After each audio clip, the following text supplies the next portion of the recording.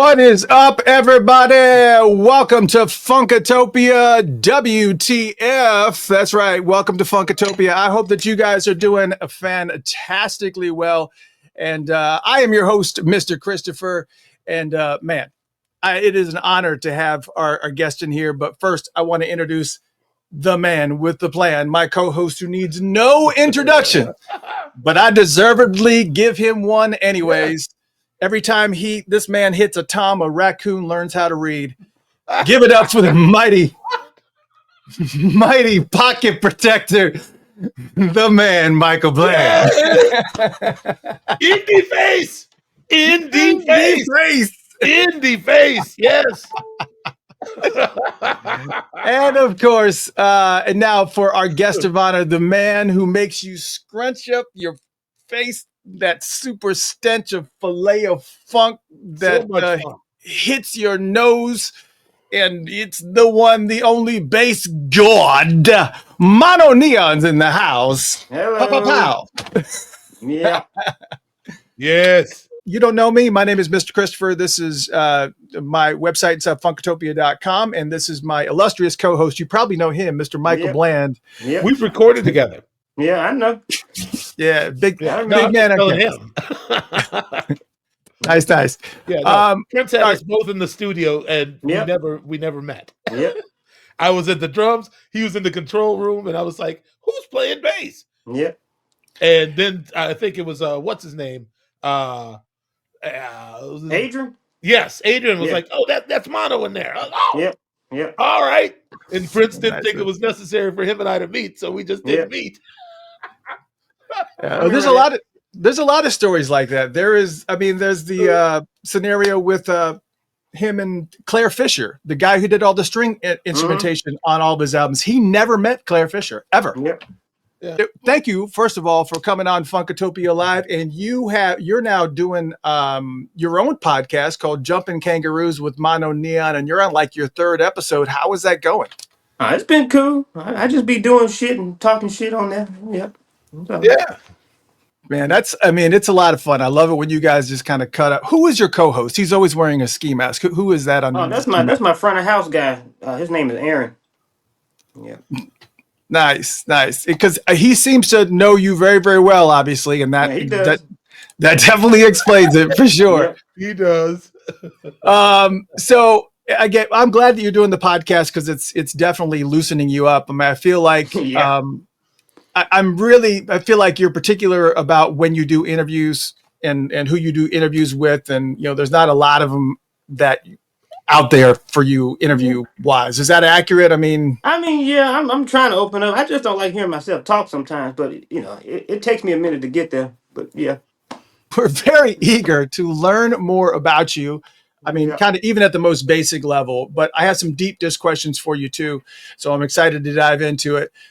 We also have a handful. Can I ask him the most important question first? Yeah, go for it.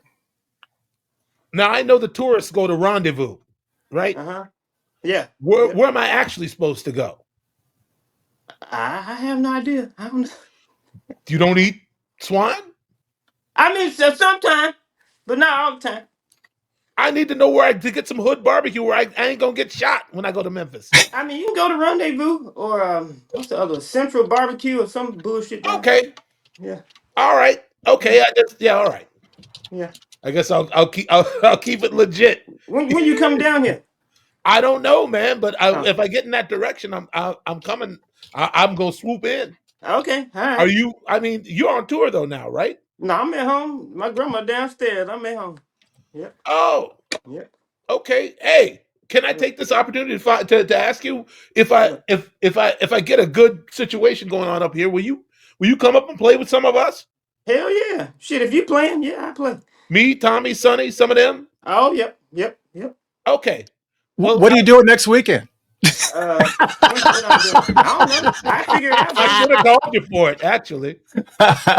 Just let me know. I'm down. Okay, man. So I can have whatever information you gave that he's got to get in touch with you. Yep. Yep. Okay, Mono. Now don't act famous when I try to get at you I now, want to man. play with you again. Come on. I think you're fantastic, brother. I've been looking for an opportunity, and then Yep. Sonny said he was going to hook us up because he showed up at a gig where Yep. you gave him one of your mono basses. Yep. He had it on the stand. He didn't even play it. I saw. Yeah, okay, yeah, I he's saw a picture of flossing, it. man. I Yeah. was like, "Oh, you want to play the thing?" Oh, wow, man! I got my Yep. new. I can't remember what the company is that makes the bass he's playing now, but Yep. yeah, okay. Anyway, yeah, okay, man. Well, I want to do it before the year's up. Maybe in the fall if you are available. Yeah, I'm down. Okay, man. Well, it's on camera. He said he's Okay. down, people. I'm All right. recorded. It's recorded. Yeah. Okay. No, I'm gonna get MonoNeon to Minneapolis to play somewhere, and Okay. as soon as I can. All right. Great, man. How was your tour, by the way? Is it It was was it cool. everything you I go hoped? back out in May. Okay. How In is New it, man? Zealand. So Because I mean, you're headlining your. I presume is this your first tour? no, I think it's like my. I don't know. It's my third one. I think. Okay. Yeah. Are you noticing a difference in your clientele since you become a? Uh, Maybe I try not to pay attention to it. I just try to keep moving forward. I Yeah. got it. Did that trip you out when Eddie Murphy said he sits at the house and watches your videos? Yeah, I'm still tripped out by it. I don't know why he listened to me, but it's cool though. Well, because he knows music. Okay. That's right. That's why Exactly. I mean, he's had a couple records. I mean, apparently he's got a bunch of instruments at the house. He plays guitar. Yeah, I heard this shit before. But Yeah, and he had Larry I'm just Graham surprised hanging he like around me. at I some ain't point. like I ain't Yeah, know okay. that. Yeah, okay. So no, he's because he knows what funk is when he hears it. Yep, yep, yep, That's yep. why. Okay. You know. Sorry, Chris. I don't mean to take over the No, interview. absolutely. Yeah, I got that's my what we're own here questions for. from Mono. Which is great because it kind of it broadens our horizons a little bit for Yep. sure. But Yep. I can tell you that one of the two primary questions that I get are regarding your wardrobe because I asked I, I asked all of our listeners. We have like thousands and thousands of listeners. I asked them, it's like, hey, what do you want to ask? And they always ask the same thing. Why does he wear quilts all the time? And why is there a sock on his bass? So let's go ahead and get it documented. We'll start with the quilts. First off, do you really get quilts off of Etsy and have them made into clothes? Yeah. Yeah. I just bought another quilt today and I sent it to a dude. He's in Detroit. He makes, he made this one, made the whole full set. Yeah. Yeah. Wow. Yeah. Quilts are expensive. I mean, some of them are. The ones I want are expensive, but yeah. Oh, okay. And so let's talk about the sock on the head of the guitar. What prompted that? That's inspired by Dadaism stuff, like the avant-garde cultural art movement, like Marcel Duchamp, like the Sure. ready-made art stuff. It came from that. That's all. Just my own ideal of it, I guess. You know what I thought it was, and I think this is a pretty good analogy. You What? remember, I mean, the college dorm room days. You don't have to go to college to know this, but when you would put a sock on your door when you were getting busy, you put one on, and so you put a sock on your bass guitar because every time you got it in your hand, you're getting busy, right? I mean, you can think of it that way. I mean, it's open to interpretation, but it really didn't come from that. It's non-sexual, but it just came from just ready-made art stuff. This is what and because of my own messed up brain, I understand. I played with Maxwell for a little bit, and Funky Ned, who used to play in Rare Essence, Funky Ned was on the gig, and I remember him asking the sound guy he said, "Hey, take the condom off my bass, man." Yeah. Because there was no didn't have any high end. Wasn't no slippery to it. It was just dead sounding, like he was playing round wounds or something. Yeah, hey man, take the condom off. And when I see your bass with the sock on it, I think of Ned saying that. So I'm all messed up. It's all good. Now, one of the things that Michael and I were talking about before you came on is that you'd kind of do a lot of random clips of just wherever your headspace is at the time. And what I love about that, and I want to play this, just a little clip of it, because this is kind of an example of some of the stuff that you do. So let me just take a little clip of this and we'll talk about this in a moment. These lights are so bright in my eyes that I can't see too many people out there. But I can only see the black ones. I can't see any white ones. You see, that's how far I've come. That's how far I've come. These lights are so bright in my eyes that I can't see too many people out there. But I can only see the black ones, I can't see any white ones. These lights are so bright in my eyes that I can't see too many people out there. But I can only see the black ones, I can't see any white ones. And that's just a taste. That's just a taste. I mean, let me just go ahead and just say, you know, I didn't play the whole clip. The whole clip is a minute and 30, but to memorize people just think, oh, it's a hit and miss type of video. It's not. You got to memorize his cadence, construct a song around it, manipulate, add vocals. I mean, please tell me your process when you do these, starting about how you pick the clips that you're going to mess with. I guess I just pick them because they're funny to me. I mean, I know Trump is sometimes not funny but that clip was kind of funny to me. But yeah, I just be picking clips that are just funny to me, or that relates to whatever I'm feeling, or I don't know. I'm so random, but I'm not. But I don't know, man. I just be doing shit. That's the thing. I just be in my room, just be doing I find shit. the most compelling about you, Mono, is that after meeting you, I was like, wow, for a person who is so expressive when it comes to music, you're a man of few words.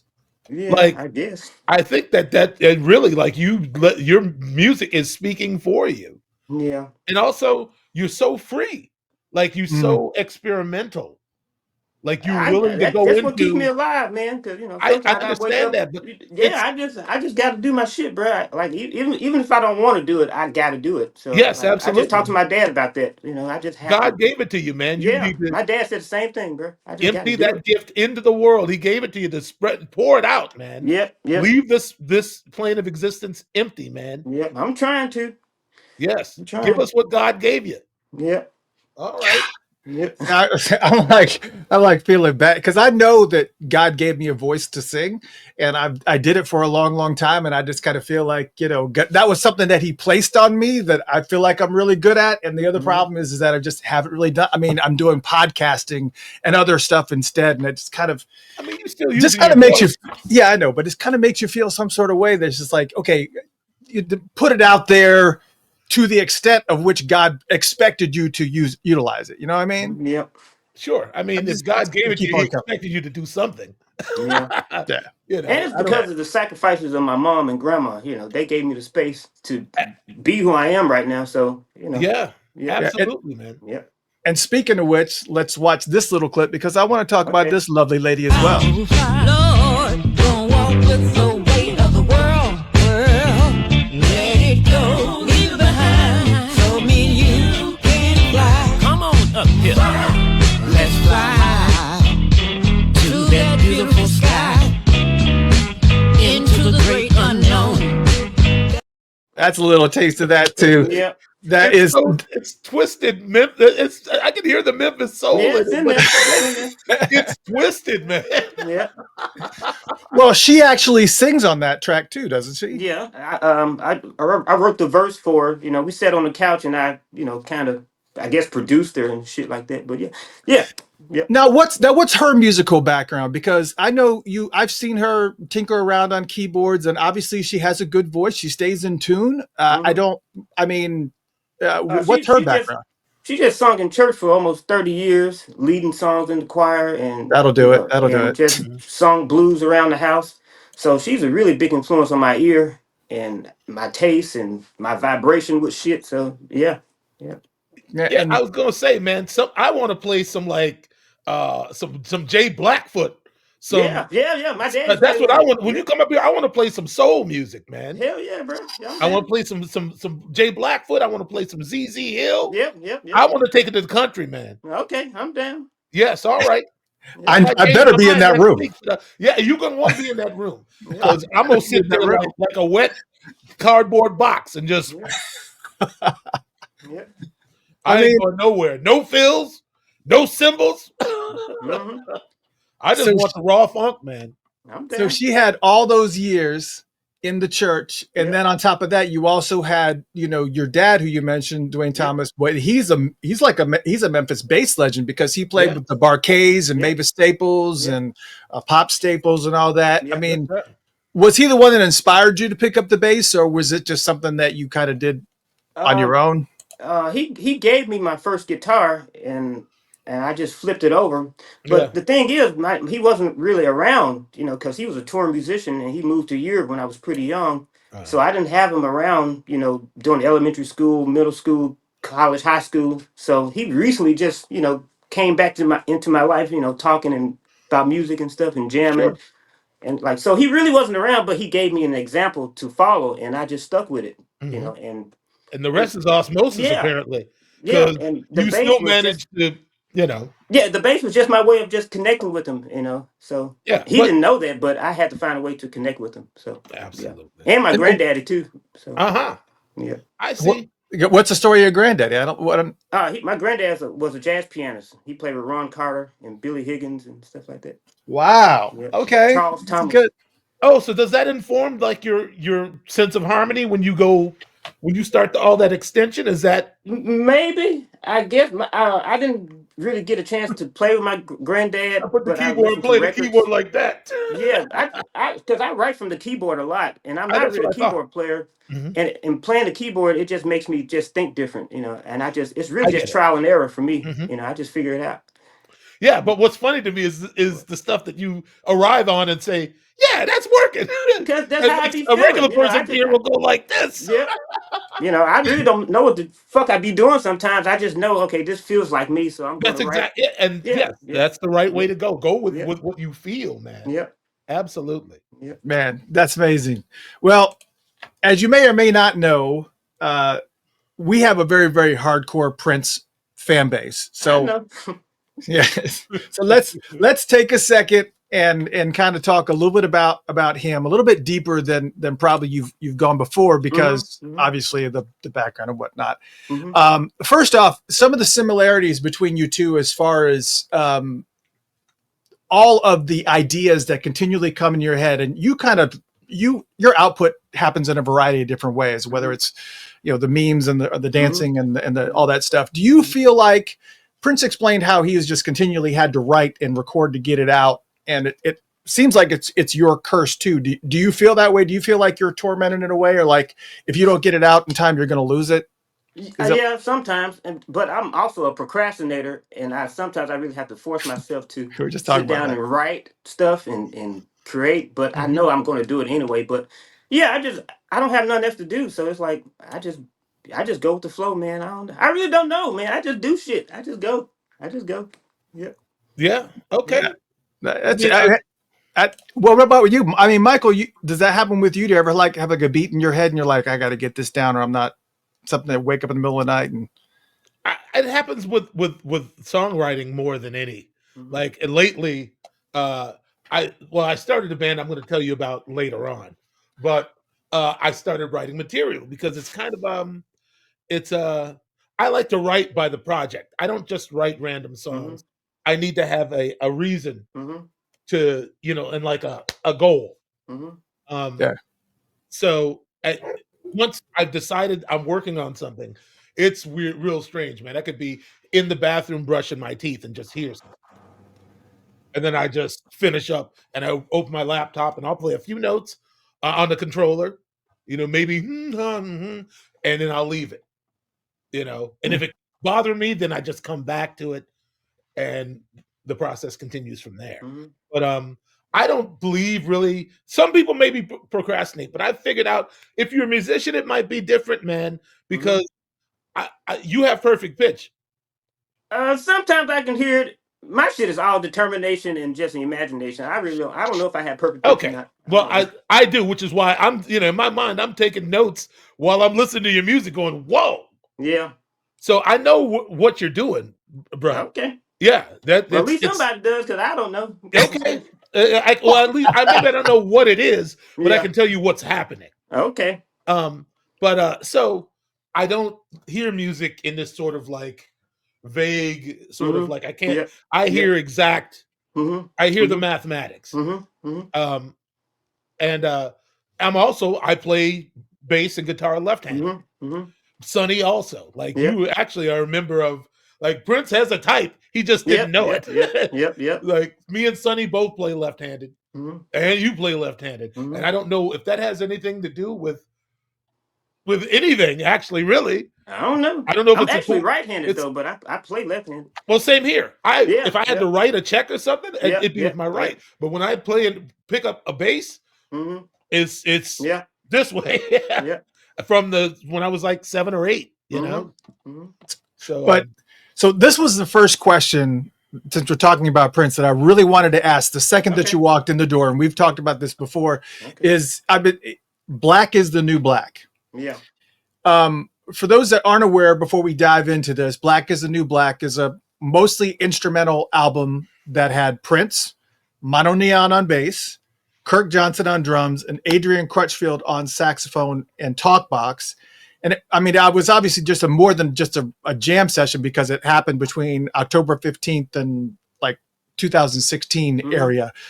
So tell me about that project and exactly whose idea it was to I guess even start doing it, or when did it become a project? I guess it was Prince's idea. You know, he would just come in with, you know, a groove or just tell us what key to play in, and we would just fall right in.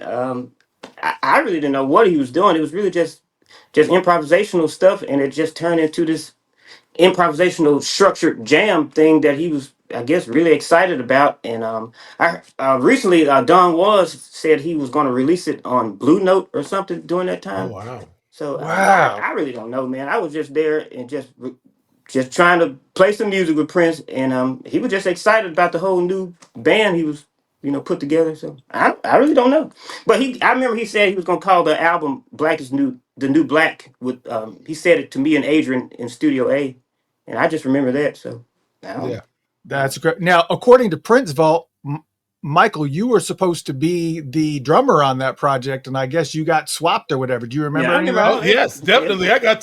What? So what? Tell me the story there. What happened? He did you a why do you say that? Oh, man, because they had. There was no, as far as I could tell, there was no actual tracking engineer there. Nope. Prince was doing all everything. Yep. And it was kind of left in this situation and it's like I couldn't like really control my mix. Yep. They had some rototoms over here. Yep. And this Kirk had been tracking already. And because there was nobody there to engineer, I couldn't move stuff anywhere. I had to kind of try to play that kit the way it was. You know, I head off in a direction and Prince would say, no, that's too busy. I don't, you know.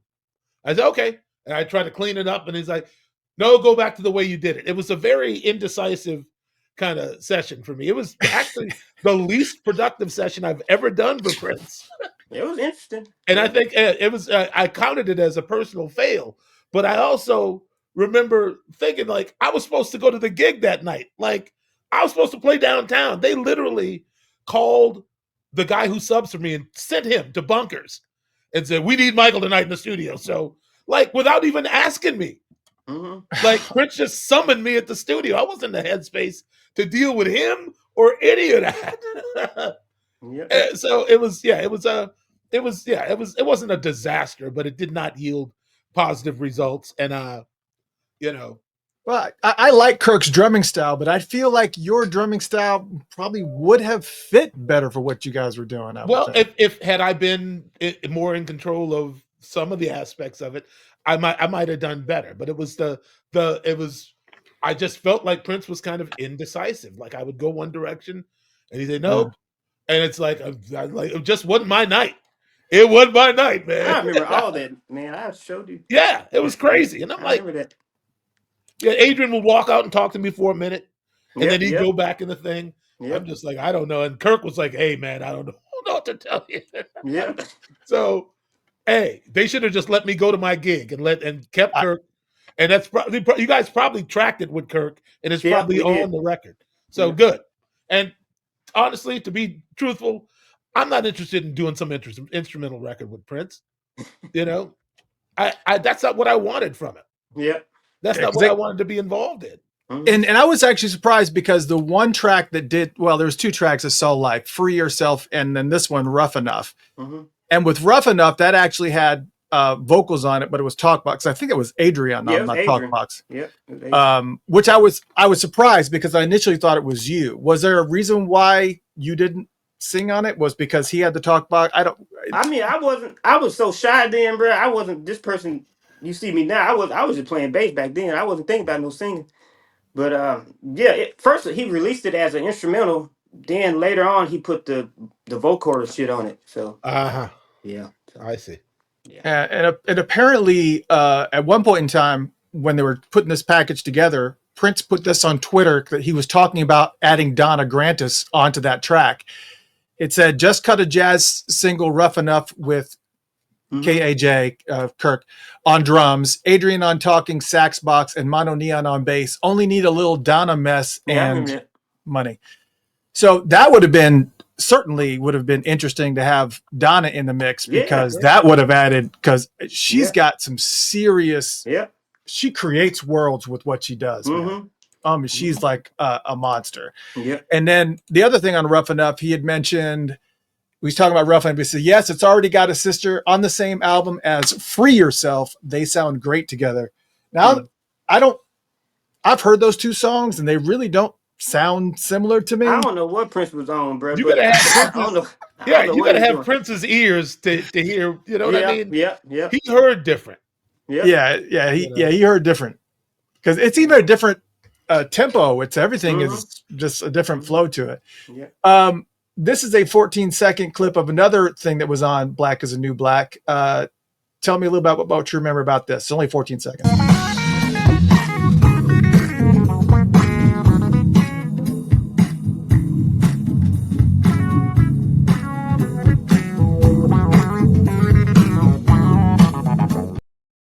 That's such a groove. Yeah. That was. Yeah. Yeah, that was. I don't know. I don't know what Prince was on, what he wanted to do.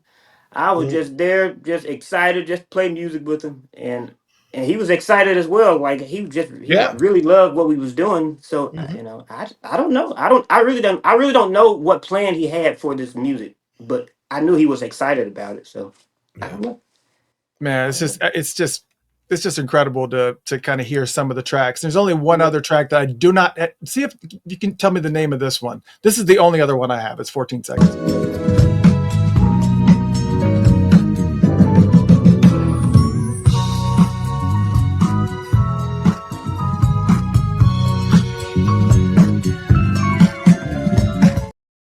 Do you remember the name of that song? I don't know. I was just for that one. I was really tapping into my Memphis shit, trying to play like my daddy. But I don't know. I really don't know, man. I don't know what he was. I don't know. Yeah, exactly. It's okay. I will. I agree with Mono in respect to Prince didn't really tell you a whole lot. Nope. He just, I mean, because he's hyper creative people are kind of not verbal. Yep. He's got a lot going on, like he's seeing the video already. Yep. You know, so I figured that out about him. It's not so much that was incommunicative. It's just when you're working, it's, you know. Yep. I believe he told Morris Hayes, he's like, I start here. If I'm writing a song, I do everything I can with my mind first. So by the time I put my hands down on the keyboard, it's just a matter of taking dictation. Yep. Like, I don't even know if it was going to be an instrumental album. I don't know if he was going to write lyrics to it or sing on it. Like, I don't. They kind of, it's what they were telling me. It seemed like it was going to be an instrumental record. Okay. Yeah. Like, you know, and and it's not that, you know, I'm sure somebody wants to hear a Prince instrumental record. It's just, for me, after years, hours of jamming and just, you know, just kind of, it's like, what I learned to appreciate was when he used real restraint. Yeah. He was always trying to get freer, but I always felt like his music was better when there were rules, when there's a box. You know, so I guess it's just me in that respect. You know. Yeah, but I just the experience of being able to, you know, to be there and to kind of be taken under his wing for a little bit, because from what I understand, he met you from seeing you just do a random video online, wasn't it? That's how you guys met. Yep, and I think it was Phaedra or somebody emailed me and told me Prince wants you to come to Paisley Park. And it was actually for me to play with Judith Hill. Before I even started playing in Prince's band, I That's was right. playing with Judith. And yeah, Were that's you how it playing happened. guitar or bass with Judith? Bass. Yeah. Oh, wow. Okay. Was Tony Maiden still playing guitar? Nah, Jesse Lawson, Oh, Larson. Okay. guitar player. I got it. Yeah, I know him. Yep. Okay. And Chance Howard was on Yeah, I keys know as him too. well. Yeah. Kurt, Yes, sir. Dominique Taplin, That's a and bad group. who else was on? I can't remember. Yeah, somebody else was on keys. Okay. Yeah. Yeah. Yeah, that was her debut album, right? That you were supporting. Yeah, I was just in the live band. I didn't play on the album. Oof. But the fact that you were even, just like Michael said, that's a bad band right there. That's a bad group. It was right very there, fun. It was very fun. yeah. How was she? How critical was she of your bass playing? Oh, not really. She wasn't critical at all. I'm wondering just because I think her father was playing bass with her before that. Yeah, I know her dad and her mom. So I didn't. I'm like, well, wow, she must want to hear it a certain kind of way, or they got a family thing that they're used to. But saying she wasn't really particularly. No, I'm Cool. pretty sure she liked me. You know, if she didn't, I probably would have been fired. That's fair. That's a fair assessment. I just wondered if she, I just was wondering. Nah, yeah, it was fun though. Cool. And definitely a learning experience. You know, being in that type of camp. So, how old are you, Ben? I'm 34. Wow. So I was like 25 when I played at Paisley or something. Yeah, that was 2016 when I didn't meet you. Yeah, I met you at that dude's house when we rehearsed for the Excel Center thing. That's where we met. Yep. Yeah. What were you doing? I asked you because I had never heard you play guitar before, and you were playing, and I said, "You listen to Jeff Lee Johnson, huh?" Yeah. And you didn't even say "yep." You just nodded your head. You kept playing. Yep. I heard some of his vocabulary in your playing. So, what about guitar players in that kind of? Do you like? I know he was kind of a disciple. He liked John Scofield a lot. Prince? No, Jeff Lee. Oh, Jeff Lee. Yeah. Like, do you know any of Scofield? Are you familiar with his guitar playing at all? Yeah, I've played with him a few times. Oh, you played with him? I know some of his stuff. Oh man, what? I didn't know, man. I don't know where you've been at, man. Other than not in Minneapolis, ain't no big deal. I need to get you here. Man. Shit, I'm just. But John Scofield. Yeah. Go ahead, man. Yeah. Yep. Wow. I bet you took him for a couple laps, man. You're a young dude. He's old. Nah, that nigga can hang, man. Shit, really? To hang. Keep up. He's still spitting it out, huh? Okay. Yep. Right. Good to hear, man. Right on. All right. You learn something new every day, Mr. Yeah, man. Yeah, and I look at if you just look for MonoNeon on YouTube, you see him popping up everywhere with a wide variety of people. This is like, wow, you sat in with him and you sat in with him. Is there anybody that you've sat in with where you said, man, I wish something besides Prince, that you wish that something more would have become of that project? Let me see here. The Thundercat really. stuff. It would just have to be Prince. It would have to be Prince. Sure. The you and Thundercat. I mean, those types of collabs are just like, what's happening here? I mean, it's up to him. If he wants to do something, I'm down. You know. Oh my God! It's just, anyways. I got a question. Just because I was in rehearsal last night with this dude, you familiar with Fishbone at all, Mono? Yeah. Yep. Like, you familiar with that music?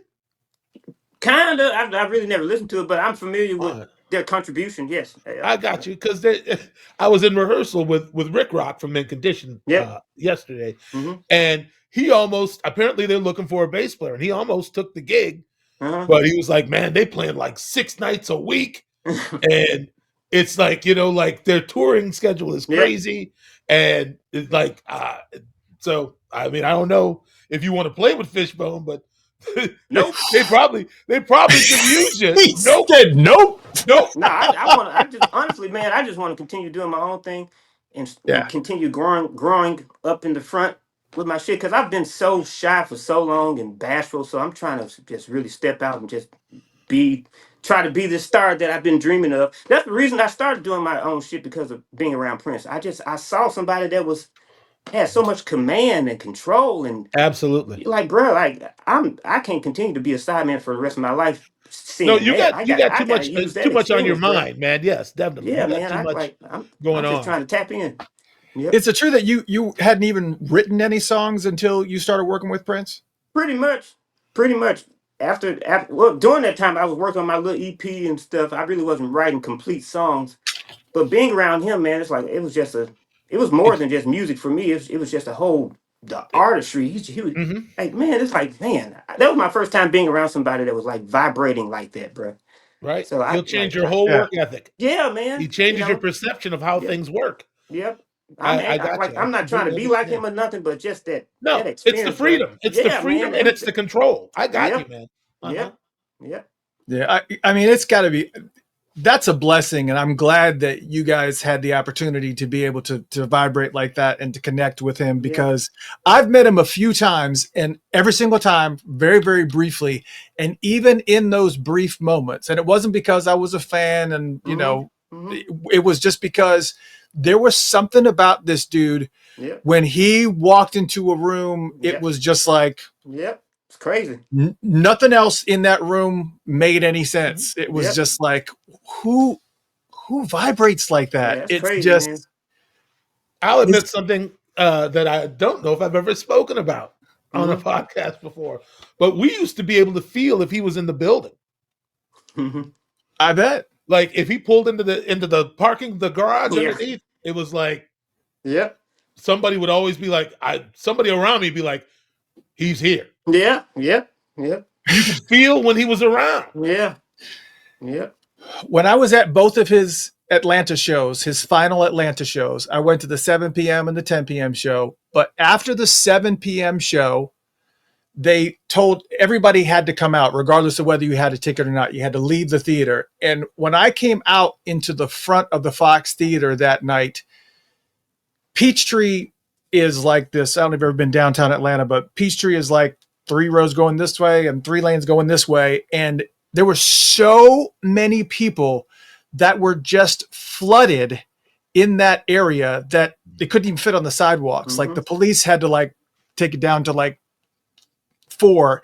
And the vibe, just the overall ambiance of just being somewhere where he was just, it was palpable, which was so strange. It's just like, he's like freaking everywhere. I can feel his presence within 100 yards of me right now. He was a powerful person. He was a powerful person, man. And you know what else though? Because I'm in my heart, I'm really happy about you, Mono, getting to meet him. Man, because he unlocked something for you. And it did a lot for me, man. He gave you a confidence you didn't have before. Man, it took me a minute to even think like that. But man, I'm really blessed to be around that dude. Like, bro, I still think about him every day, bro. I got those little clips of me and him in the MPG Music Club room playing. I look at those clips almost every day. I listen to Rough Enough every day, almost like it really changed my life, man. Like he probably don't even know that, but he did. Yeah. Well, I got something for you, because I went to his old Instagram account and I pulled like 4 of those clips, and I actually sewed them together for you. Okay. Here's 1 minute to take you back.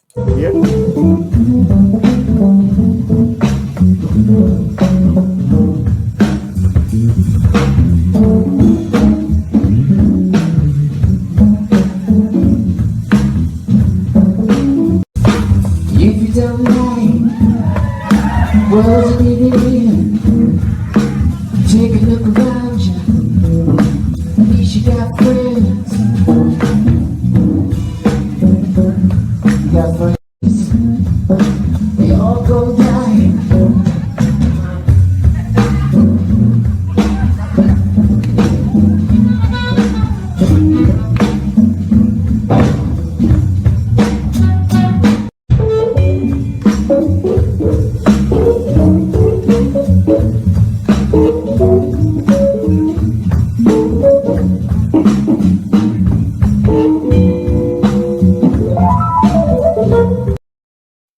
Man. Yeah.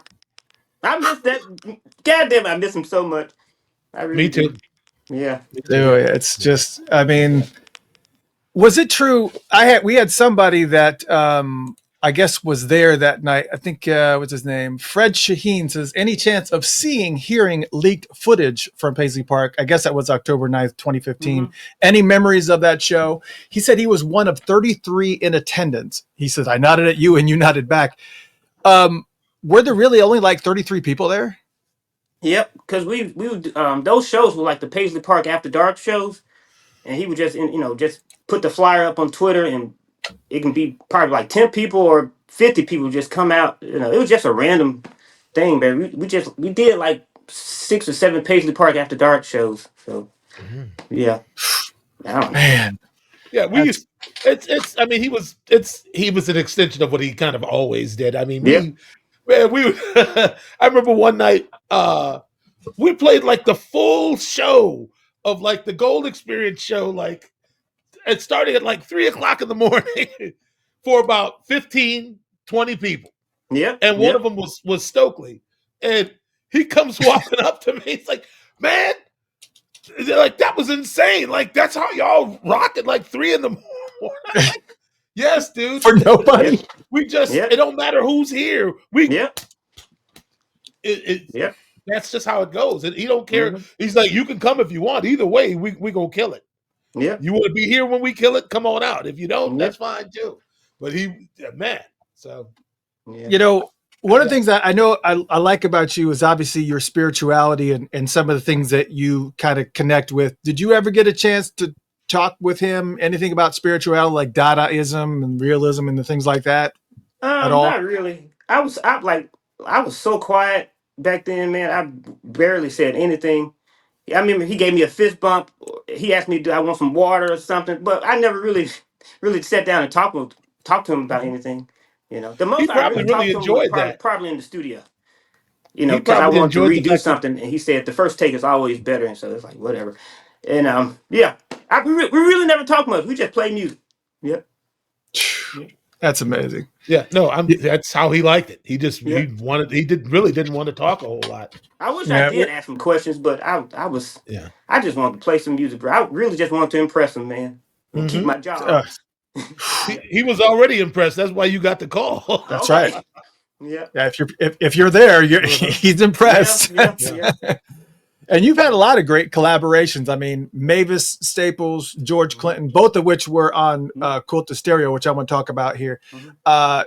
Pete Rock, Neo, Mac Miller, Ghost Note. I love Ghost Note. They were, and speaking of which, both Ghost Note. There's a title for your next song. Ego band, the other true. band, Ghost Nut. That's a title for the next song right there. Ghost Note. We got Ghost Nut. That's cool. They got the Big Mac. We got the Big Mac.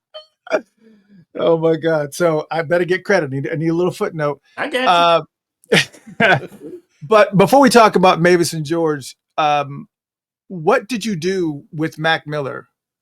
I mean, before what was it like? Passed, he sent me an Instagram message. I think it was like a couple months before he passed. He sent me an Instagram message about he wanted me to play bass on some track, and he sent it to me, and I played on it, and I sent it back to him. Then he later he died, and the album came out like a few years later or some shit like that. I can't remember that. It was Complicated, the song I played on. I don't know. Oh, was that the song? Wow. Yeah, I think it's called Complicated.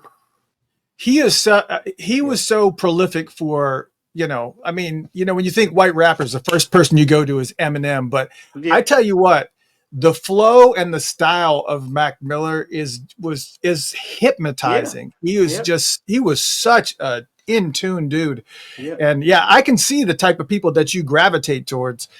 But let's talk about Mavis Staples, because obviously we're talking about this album here, Cult of Stereo, which came out late last year, which, by the way, it is an honor for me to be able to congratulate you in person, because I don't know if you're aware of this or not, but your album was on the best funk albums of 2024 on Funkatopia's list. And along with Ghost Notes. Yeah, absolutely. Okay. I mean, it was worth it because it had so many great, strong songs on it. It was just solid through and through. Oh yes. But you and Mavis, let's talk about this for a second. What is it like collaborating with her? Was it easy? Was she real? Was it a simple process? Tell me about working with Mavis. Oh, it was cool. Me and my friend David Nathan actually wrote that song for me and Mavis. I told David that, man, I always wanted to do a song with Mavis because she reminds me so much of my grandma, and my dad used to play, bass with her and her dad. So I told him, man, can you write a song for me and Mavis? And he did. And we went up to Chicago to record her vocals, and it was like that. She's cool as hell. She talked about Prince. She talked about my dad, and I told her how much she reminds me of my grandma. Because she's like one of my favorite singers as well. And it was just a chill ass experience, So yeah, a lot of people don't know. I mean, if you guys really want to go down a rabbit hole, look up Mavis Staples because that woman was part of the foundation of soul and I mean, it's just the Staples singers just are no joke. Mm-hmm. But when you guys were talking about your dad, did she tell you any stories about your dad that you didn't know? No, she just remembered him how bad of a motherfucker he was, and that's all. I played guitar on that song with her and bass, and so I just tried to make that moment happen because shit like that is very important to me, man. I'm just trying to create these memories. So I tell you, man, it's what I find interesting because I didn't realize that Mono and I have some of these people we've both worked with, like. On my first tour with Prince, I didn't only play with Prince. I backed Mavis also. Mm-hmm. And it was I didn't know that. Some of my friends from Minneapolis that Prince, he saw me playing with them and he was like, well, let's put together a band for Mavis. She'll come over on the UK leg. And I said, well, who's going to drum with her? He said, you drum with your friends, you drum with her. Mm-hmm. So that was probably the nude tour. And that was the most fun I remember having on tour with Prince, actually, because all my friends from Minneapolis were there. Mavis was there, and Prince would follow me out to the stage, and he'd warm up playing guitar with Mavis backstage. He'd be behind me, so he could hear the time.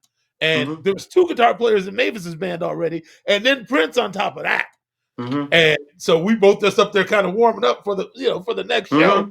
Yeah, man. I mean, that was one of the things I loved about him, man. He was down to play music all the time. Yep. And for those that are interested, the name of the song that he played on with Mavis was called Full Circle. And that's on the Quilted Stereo album. And again, it's a fantastic album. Make sure you check that out. I mean, you do so many singles. There's so many great songs off of that album in general. Crown and Coke is killer. I just want a crown and Coke. And then, of course, the song Quilted is the one that you did with George Clinton. Look at me, man. Yeah. Love that track, too. What is it like working with George? I mean, all the stories that I normally hear about George are pretty consistent, but what was your experience? Well, I just told you one last week. Every other experience, just chill. I went down to Tallahassee to record his vocals, and he's like family now, man. Sometimes I just go down there to hang with him and his family.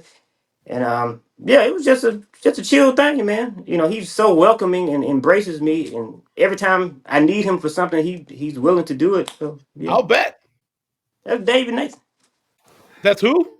My songwriting partner. Sometimes I write songs with him. His name is Dave what? Davey Nathan. Nathan, okay. Yeah. So what stuff are you working on together? Right now I'm working on a duet album. I got George on that too. I got I can't say two. Well, I can't. Who gives a fuck? I got BJ Chicago Kid on it. I got George Clinton on it. I'm trying to get Shaka Khan on it. So it's like a duet album. I'm just trying to do shit. I toured with Shaka. Why me and Mono following in the exact same pathways? I'm just trying to create memories, man. I'm just living my good absolutely. Dream. Yeah. Yeah, that's amazing. That's incredible. And you've connected again, you and George, on this track that just came out called not too long ago, called God Reason. Tell me a little bit about God Reason and George and how Cat Williams got involved in that too. Just a little bit more background on that. Well, the music of it came from a meme I did of Cat Williams. and he heard the beat or whatever I did to it, and I made it. I arranged it so he can rap on it, and he came to Memphis to rap on it, with Lil Mo and all that stuff. So it's like, bro, it's not a meticulous thing with me. It's like it just shit just be happening. I just be doing shit. Like he just came down to Memphis and just rapped on it. So and I got Yes. James Fauntleroy on it. I got George Clinton on it, and I just put it out. So Awesome. because I Yes. don't like sitting on music. I like once I'm done with it, I have to put it Right. out. Then, Yes, sir. Then I don't even like it no more. Then I want to move on to something else and move on. So yeah, Just like Prince. Yeah, you were hanging with the right cat. yeah. That's right. So I mean, because God Reason was one of those unusual standout tracks this year, but you've had a lot of great tracks that have dropped this year in 2025. I mean, but before I talk about some of those, the chorus line of God Reason, where you sing, there's more reason for you to believe there's a God than there is for you to not. Yeah. Did I get that right? Yeah, that's what Cat Williams said in the video. Oh, that's those right. mean videos I did. He's talking. Yeah. I made Okay. Made that, He said that with Shannon Sharp, right? He was on Shannon Sharp and said that. I think that was. I think Or was that Joe one Rogan? I did. Joe Rogan. I did It two was of Joe them. Rogan. Yeah, Joe Rogan. Yeah, Yeah, Joe Rogan. right. But yeah, I just made it a chorus. I just he just liked the beat, and I just made it so he can rap on it. Man, that's a big, because you had Still Got That Sparkle. You did that with your grandma sings on that one too, right? Yeah, I did that yesterday. I think I did. Yeah. All right, so you still got this still, and then there's Fly, Yeah. which we played the little clip of. Don't Walk with the Weight of the World. I'm working on another one right now. And on those two songs, you had Grandma Liz credited, but it also sounds like she's on Living Large on God. Is that her too? No, that's all me. That's all you, I sound because so there's much like her. I was going to say, they sound alike. Huh? I do sound like my grandma. That's what's funky about it, man. Yes. That's crazy. That's crazy. So that's good. But you've also had other singles as well. What was it? Stuck in the Cage of a Midnight song. Yeah. Is that what it's called? Yeah. Bad Attitude, and then Carry My Love. So you just keep on pumping out these singles. I mean, you put out so much material in a short period of time. It's kind of like George Clinton's grandson, Treze. He like writes. It's just nonstop. He does like 3 or 4 albums a year. Do you feel like I should slow down my output and create albums instead? Or are you really, so you're pretty comfortable in the single movement right now, and that's happening in the industry? Yeah. Because people really don't listen to albums like that anymore anyway. So I'm just putting shit out. Or even if they do, I really don't care. I'm just doing what I'm doing right now. I'm just gonna put songs out. If I put an album out, I put an album out. But I'm just doing whatever right now. So I don't know. Okay. Any hobbies? Other than beer with my grandma. Weed, water, women. Yeah, I smoke every now and again. I got some weed in my pocket right now. Yeah. All right. Go ahead. Yeah, he copped to it. He ain't got to show everybody. Yeah. So well, so far, let me just go say I was really impressed with episode 1 of Jumping Kangaroos. That there were beer, weed, and shrooms all in one episode. I was like, my head, I don't think would have even been in the frame. I think I think the reason I kind of drink and smoke more than I used to, because I deal with so much anxiety and shit, and I'm dealing with so many new emotions with my grandma dealing with dementia and shit. Like that's so weird to see. Yeah, she's dealing with dementia, so that's one of the reasons why I'm trying to pull these songs up out of her and just do these jams, because like, man, that decline is so weird to see. So yeah. My father died of Alzheimer's, so bro, it's really. I remember watching him stand in front of a door, and he couldn't figure out how to open it. Man, like that's he what kept I'm looking saying. like. And my father was one of the smartest people I ever met in my life. Yeah. I mean, his whole life he educated people, and then to just watch him standing there, like, man, it's like it makes a shell out of you. Yeah. Yeah. Have you considered or have you done any type of fundraising for a charity to kind of in her honor? I'm working I mean, on it. she's still with I'm us, thinking but I about mean, it. I'm thinking about it, especially since I'm doing these original songs with my grandma. I'm gonna try to package it up so I can do things like that. So yeah. What I love about, I'm sorry, I know you were getting ready to say something. No, go ahead. I've been very Please. interrupty today. I'm sorry about No, that. it's you perfectly good. fine. Me You too. got me Shit. excited, Mono, because I'm feeling you your good. energy, man. No, you good. What I really like about you with your grandma is that you guys, she knows the gospel hymns I know. Yeah. Yeah. Like the ones that you live on. Yeah. Like Yeah. hold the God's unchanging hand, like all of that. Yeah. Like the real when the songs told you how to live. This is how you live right. Yeah. You know?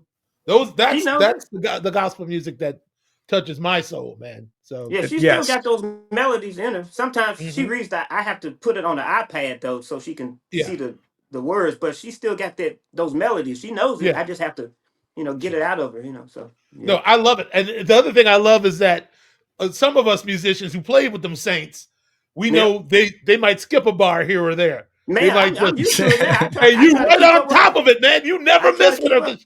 Yep. I mean, that's how it was at the Church of God in Christ I played at. Yep, They might yep. just skip. They don't wait for the next turnaround. does the They go same right thing. there. Yep. And Mono's just honored. Oh, okay. Yeah, I grandmama. tried. Yeah, man. And you got that Memphis seasoning all over it. Oh, I mean, and everything got seasoning on it. Oh yeah, it's God, man, it's amazing. So when you with this volume of output and you're doing these singles and you're doing a lot of not necessarily spiritually leaning singles, but songs about God, just kind of like more and more prevalent. Is there reasoning for that, or I don't know why it's happening more than usual where I'm talking about it and singing about it and thinking about it and feeling it, but I'm just letting it take its course because obviously the nigga is real, so I'm just letting it just be what it is, man, because I feel it every day, it's like this push and pull of the flesh and the spirit with me every day, bruh.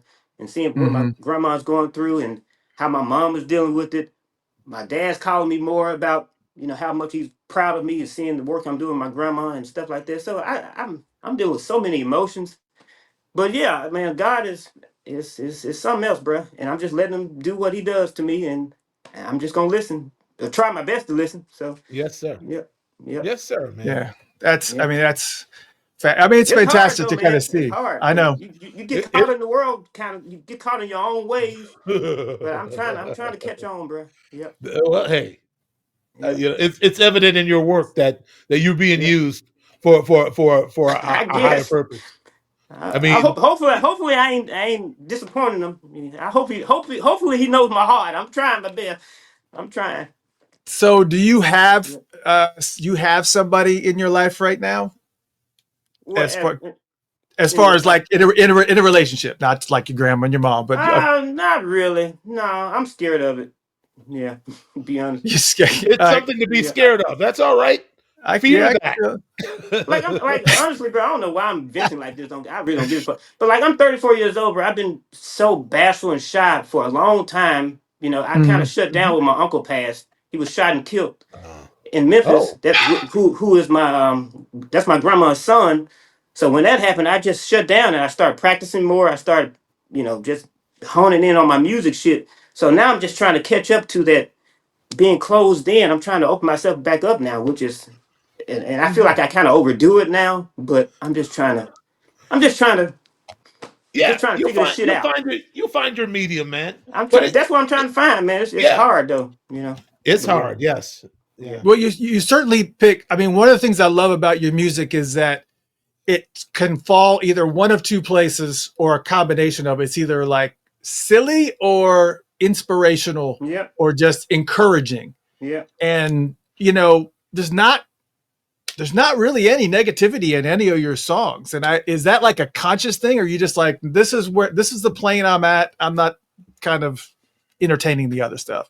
I don't know. I just feel what I feel, and I just try to make it audible and put it in a song or wear it. everything I do is based on feeling, man. I try not to sit around and analyze it too much. I just Yeah, try but to I treat feel it. like What? Go ahead. I Go feel ahead. like in your songs you ask a lot of questions. I Mhm. actually do, man. I guess I do. Now you say it, I probably do. You know. So You ask you ask very valid questions about what it means to be human I'm in your trying. music. I'm trying to get better at writing those types of thoughts. Sure. And being around my friend like David Nathan, who's a great songwriter. I'm learning about the ins and outs of writing. So I'm Mhm. just I'm just trying to get better at this thing, man. So Right Well, on, man. let Yeah. me tell you, it's good that you're in this introspective mode yeah. right now in your life, because both Michael and I are 20 plus years older than you, and I can tell you from my standpoint, when I was 34, I was nowhere near as introspective as you Right. are right now. So it's impressive that you're on that path, man, for sure. It gets overwhelming though, but I It don't got nothing is. else to do, so I'm just trying to figure it out. Shit.